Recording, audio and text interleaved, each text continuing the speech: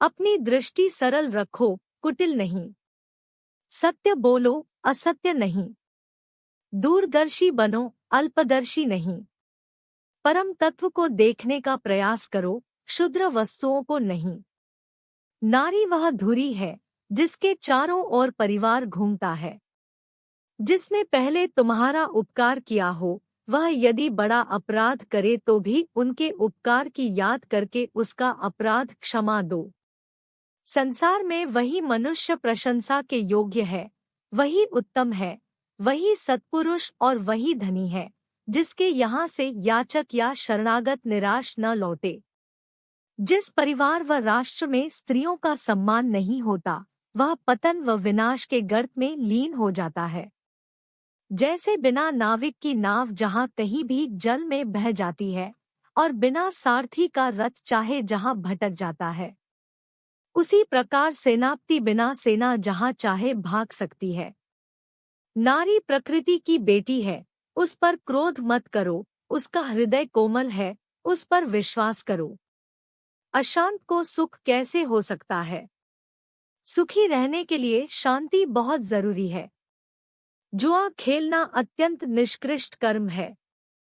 यह मनुष्य को समाज से गिरा देता है। व्यक्ति को अभिमान नहीं करना चाहिए, नहीं तो दुर्योधन जैसा हाल होगा।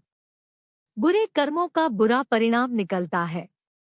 अपने पूर्वजों का सम्मान करना चाहिए। उनके बताए हुए मार्ग पर चलना चाहिए।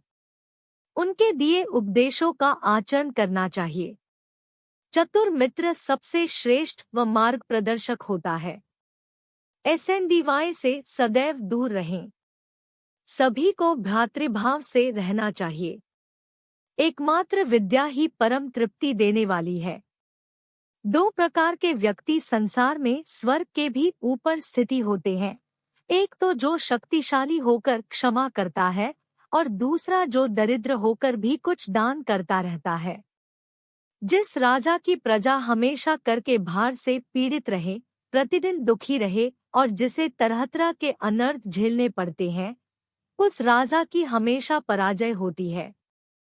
झूठे पर विश्वास और विश्वस्त पर भी विश्वास सहसा नहीं करना चाहिए। मन, वचन और कर्म से प्राणी मात्र के साथ अद्रोह, सब पर कृपा और दान, यही साधु पुरुषों का सनातन धर्म है। विषयों के भोगों से विषय वासना की शांति नहीं होती।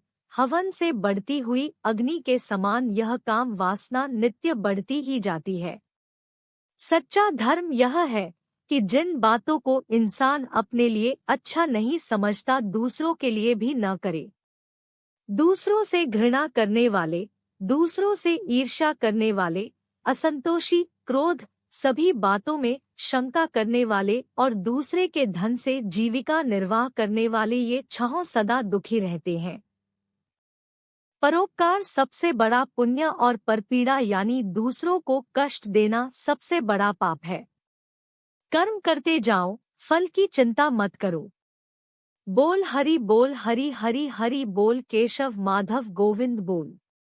वीडियो आपको अच्छी लगी तो चैनल को सब्सक्राइब जरूर करें। धन्यवाद।